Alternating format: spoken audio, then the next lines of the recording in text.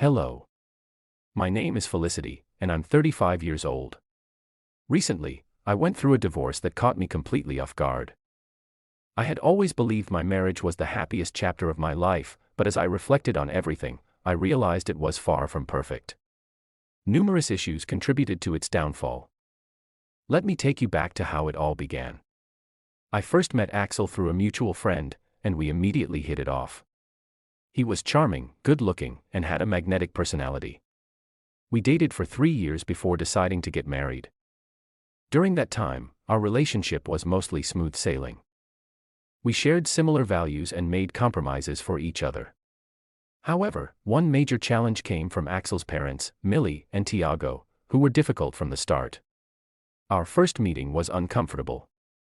When I arrived at their house for dinner, I noticed only 3 plates on the table for them and Axel.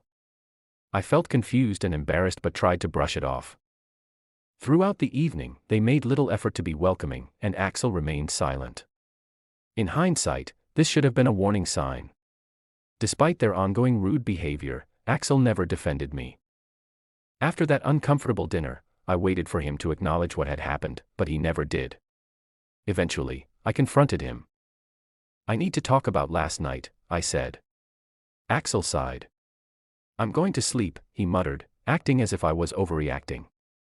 Frustrated, I pushed back. "You let them treat me that way without saying a word. You expect me to disrespect my parents in their own home?" He shot back. "I'm not asking for that," I replied. "But a heads up about how they act would have helped." "They have their ways," he said defensively. "Speaking up would have been disrespectful." "Are you really justifying this?" I asked, hurt. "Don't you care how they made me feel? Can we not do this right now?" He said, "Good night."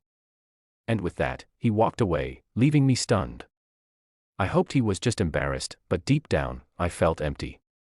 The next morning, he acted as if nothing had happened. I was still upset. So I gave him the silent treatment for a week, waiting for an apology that never came. Eventually, I let it go, not wanting to jeopardize our relationship. After that, we avoided his parents completely, only seeing them again at our wedding. I made a point to steer clear of them, interacting only when necessary. At the reception, they asked about our honeymoon plans. When we mentioned Hawaii, they suggested an overseas trip instead, one they would fund under the condition that they came with us. Though Paris sounded exciting, it wasn't what I had envisioned. Wanting some space, I excused myself, feeling uneasy. Wasn't a honeymoon supposed to be just for the couple? Hawaii may not have been as extravagant as Paris, but it was a dream destination for me.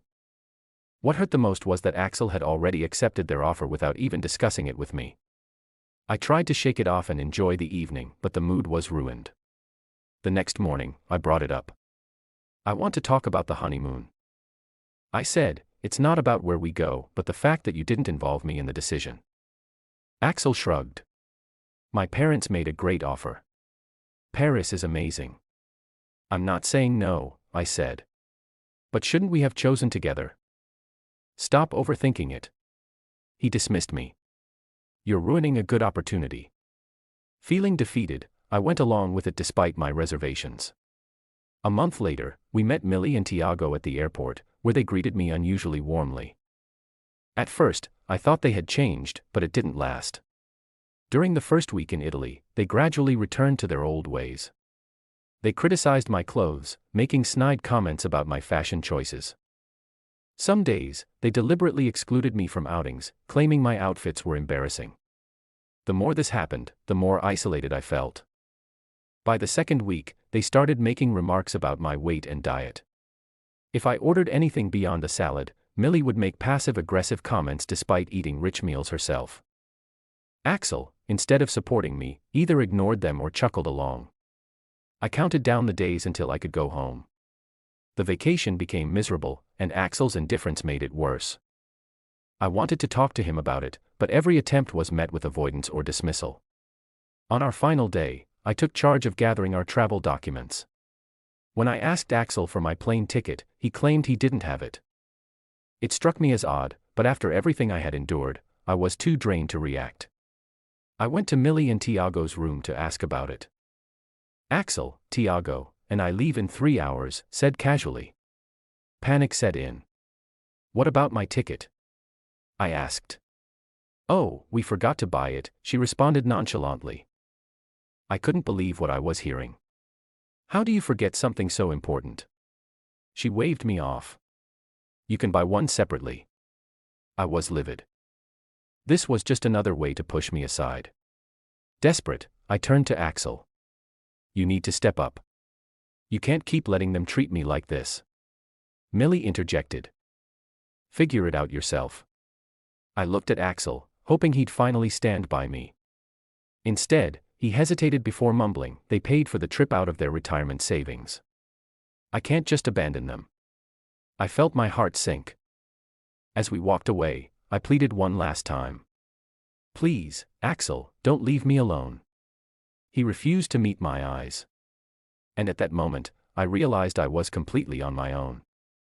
I couldn't ignore the way Axel's parents had treated me, and what hurt even more was that he did nothing to stop it. Tears welled in my eyes as I watched him pack his bags, barely acknowledging my presence. He didn't apologize, didn't offer to cover my return ticket. He didn't even seem to care. I wanted to lash out to make a scene, but I was already humiliated enough. When it was time for them to leave, Axel kept his head down while Millie and Tiago waved goodbye, their smiles smug and insincere. Rage simmered inside me. I was stranded alone in a foreign country while my so-called husband walked away without a second thought. After enduring their cruelty and Axel's indifference for an entire month, I had reached my breaking point. That's when I knew I needed payback, and I knew exactly how to get it. I had always known Axel's financial stability stemmed from his parents, who had an outstanding mortgage when they retired. When Axel became financially secure, they transferred it to him. But once the debt became overwhelming, he conveniently passed it on to me. With my higher income and excellent credit, I was the one keeping the house afloat. I reached out to my best friend, Abby.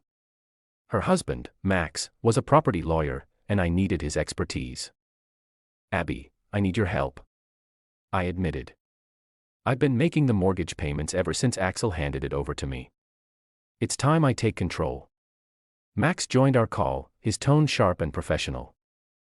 "Since the payments have been solely in your name, we can legally transfer the house to you."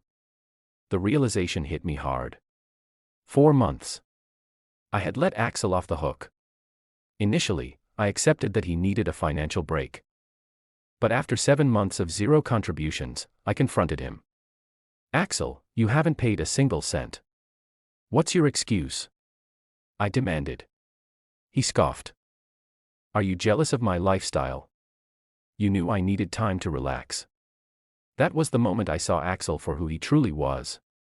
Looking back, I should have questioned why I had taken on his financial burden so easily. Max was blunt. "I can't believe you didn't see through him sooner." "I was in love," I admitted. My voice barely above a whisper. "I thought he could do no wrong." "Well, now you know," Max said firmly, "and you need to act fast. He's been using you to pay off his family home. It's time to take back what's yours." "How do I do that?" I asked. "It's simple," Max assured me. "Since you've been solely responsible for the payments, we can remove his name from the house. I'll handle the legal side, including an eviction notice." With their support, I felt empowered. I refused to be taken advantage of any longer. Knowing Axel and his parents had a 35-hour layover in Turkey, I timed my plan perfectly.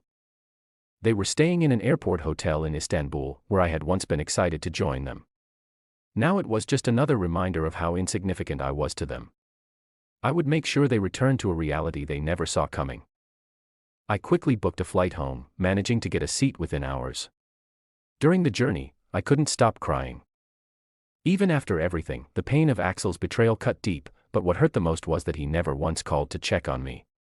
The thought of evicting them gave me a brief sense of satisfaction. They'd be forced to squeeze into our shared apartment, which coincidentally had its lease expiring in a month. Any lingering sympathy I might have felt vanished when I remembered how easily they had abandoned me. If they had no problem leaving me behind, I had no problem making sure they had nowhere to return to. As soon as I landed, I checked Axel's flight status. They still had 3 hours before departure, running purely on adrenaline. I drove straight to Millie and Tiago's house using the spare key hidden under the doormat. I stepped inside. A surge of determination washed over me. This place was mine now, and I was going to make sure they knew it. Next, I contacted a top divorce attorney and scheduled an urgent appointment. Abby and Max arrived soon after, supporting me as I finalized the paperwork. With every document I signed, removing Axel from the property, filing the eviction notice, and initiating the divorce, I felt myself reclaiming control. "You're doing the right thing," Abby reassured me. "We've got your back," Max added. Their support brought the emotions I had been suppressing to the surface. Being back in this house, filled with memories of Axel, was overwhelming. But this time, I wasn't alone.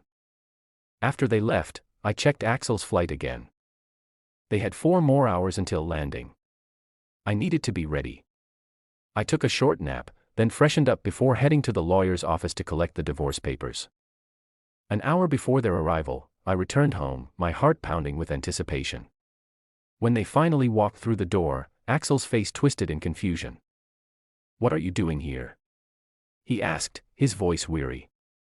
I stood firm. "This is my house now. I've been paying the mortgage for the past year." "You all need to leave." Millie gasped. "What?" Axel stammered. "That's not possible. I was handling everything." I cut him off. "No, Axel. You weren't. You put my name on it, stopped contributing, and expected me to keep paying while you lived comfortably. Well, that ends now." His parents looked to him for an explanation, but he was speechless. "You can't do this," Tiago snapped. "Oh, but I can," I replied coolly. "And if you don't leave, I'll call the police." Just before Axel could plead, I handed him the divorce papers. "You'll be hearing from my lawyer," I stated firmly. "You don't have to do this," Axel muttered. "I made mistakes, but we can fix this." I shook my head. "No, Axel. It's too late." Watching them leave, defeated and in shock, was the closure I needed. Healing from this betrayal wouldn't be easy, but I had reclaimed my life on my terms, and that, to me, was the sweetest revenge. Over the next few months, Axel tried to fight the divorce, but he quickly backed down when he realized the legal fees would drain his dwindling funds. Last I heard, they were staying with relatives, struggling to get back on their feet. Millie and Tiago were forced out of retirement to afford a place of their own. Did I feel bad? Maybe for a second. But then I remembered, if they had no remorse for what they did to me, why should I? And with that, I moved on, happier and freer than I had ever been. Share your thoughts in the comments section. Thanks for your precious time. If you enjoyed this story, then please make sure you subscribe to this channel.